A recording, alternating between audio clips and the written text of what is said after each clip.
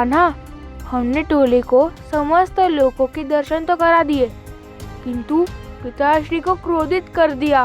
मेरे आराध्य क्रोधित नहीं, अपितु प्रसन्न हुए हैं लंबोदर।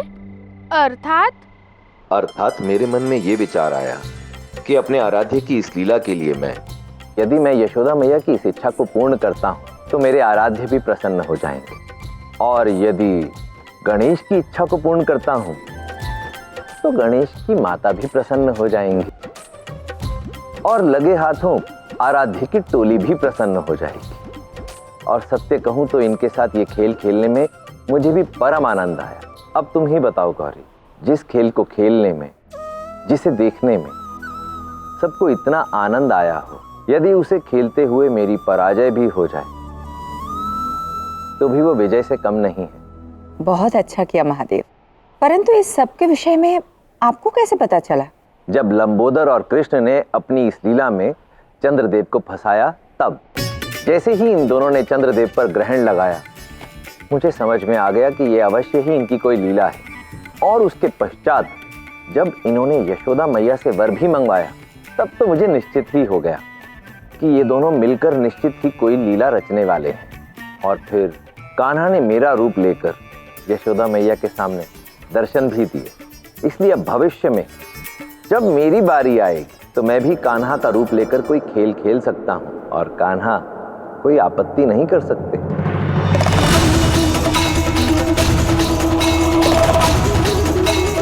कान्हा, मैं उस दिन की प्रतीक्षा करूंगा जिस दिन पिताश्री आपका रूप धारण करके लीला करेंगे। मैं भी लंबोदर।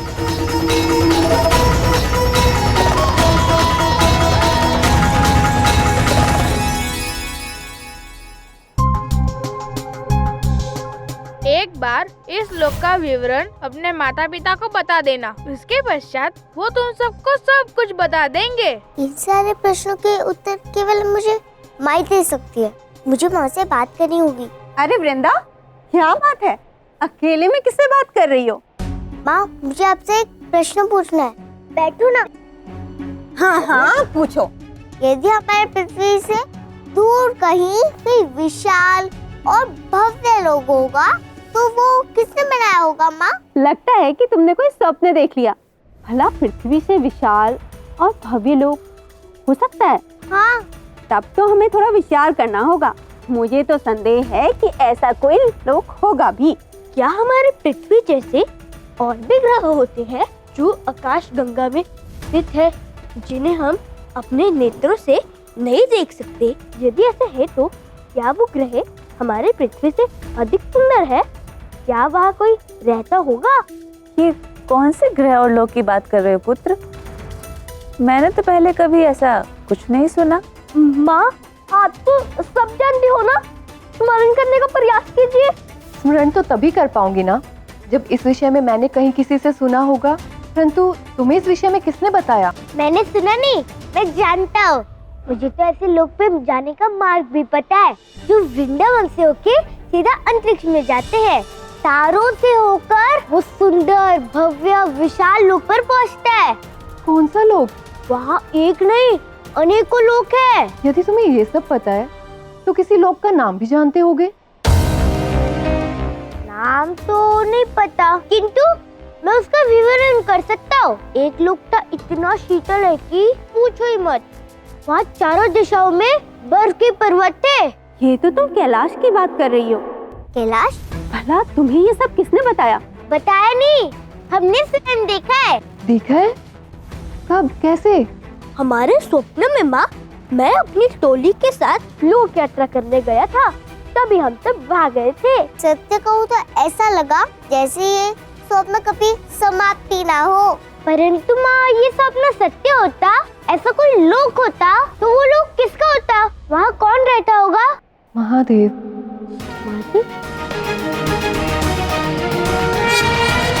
कान्हा, मुझे ऐसा प्रतीत होता है कि कल का दिन और भी आनंदमय होने वाला है।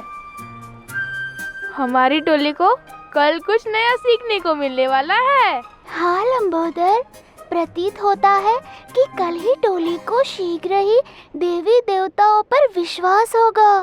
सुदामा, जिस लोक की तुम बात कर रहे हो, यदि वो लोक वास्तव में होता तो उसका निर्माण करने वाला केवल एक ही हो सकता है पुत्र। कौन माँ? भगवान। भगवान?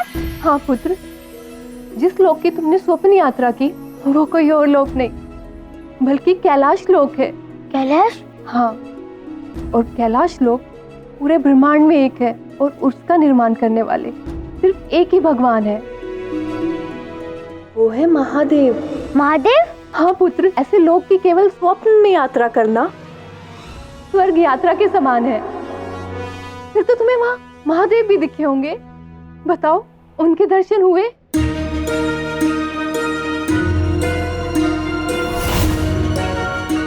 नहीं, उस लोक पे तो कोई भी नहीं था, बस मैं और मेरी टोली ही थी वहाँ पे। अच्छा, यदि महादेव नहीं दिखे तो कैलाश नहीं हो सकता ना? नहीं पुत्र, पूरे ब्रह्मांड में केवल ऐसा लोक कैलाश ही है और वहाँ महादेव तो अवश्य ही होंगे। तुम्हें अवश्य महादेव दिखे होंगे। नहीं, मैं सत्य कह रहा हूँ, मैंने महादेव नहीं देखे वहाँ। कभी कभी ऐसा होता है कि स्वप्न में हम अवश्य देखते हैं, किंतु जागने के पश्चात उसका स्मरण नहीं कर पाते। मुझे नहीं लगता कि भैया से कोई उत्तर मिलेगा। इन लोगों को तो हर बात में भगवान ही दिखते हैं, इनसे तो कोई उत्तर मिलने की अपेक्षा नहीं। अब कल लंबोदर हमसे प्रश्न पूछेगा तो हम उसे क्या उत्तर देंगे?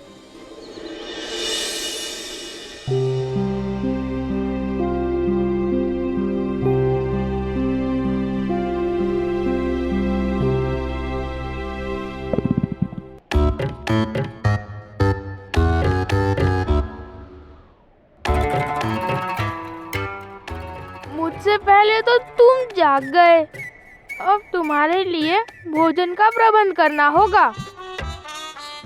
कान्हा, अब शीघ्रता से मोदक का प्रबंध कर दो, मेरे पेट को भूख लगी है, मोदक चाहिए। यदि इसे मोदक नहीं मिले तो ये ऐसे ही गुड़गुड़ करता रहेगा। चिंता मत कीजिए, हर बार की तरह इस बार भी मोदक का प्रबंध हो जाएगा। आपको कान्हा के वृंदावन में मोदक की कमी कभी नहीं होगी। ठीक है।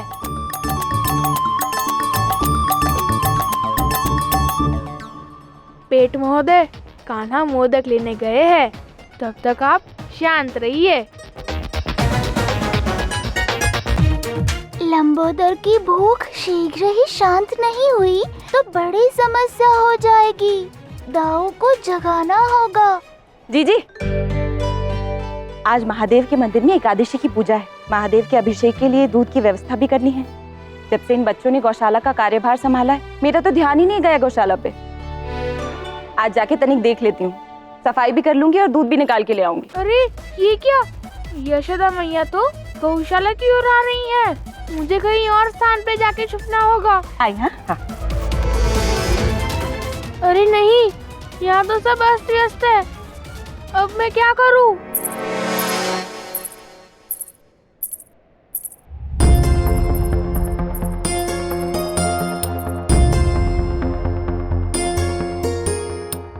कान्हा गौशाला से आ रहा है और वो भी इतनी सुबह। कहीं इसने गौशाला में मेरा कार्य ना बढ़ा दिया हो। मैं जाके देखती हूँ।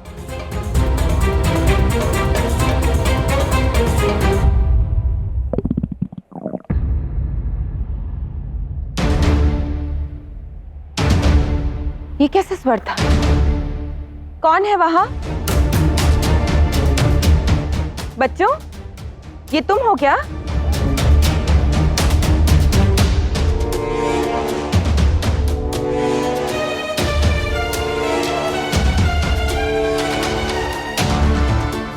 ये तो मेरे ही निकट आ रही हैं।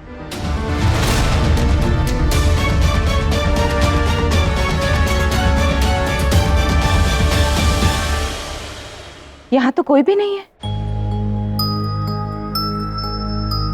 अवश्य मुझे भ्रम हुआ होगा।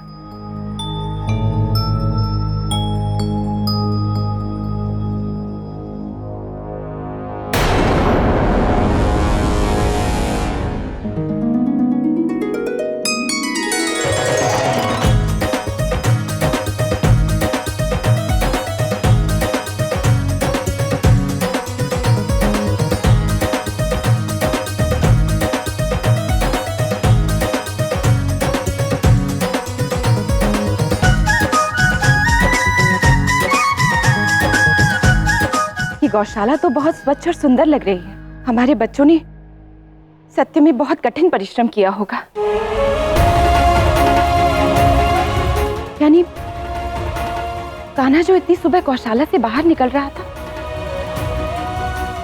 इसका अर्थ ये है कि कान्हा अपनी टोली के साथ संपूर्ण रात्रि गौशाला की सफाई कर रहा था। कान्हा,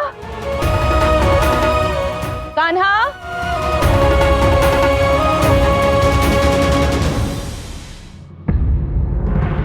अरे मैया इतनी क्रोधित क्यों है?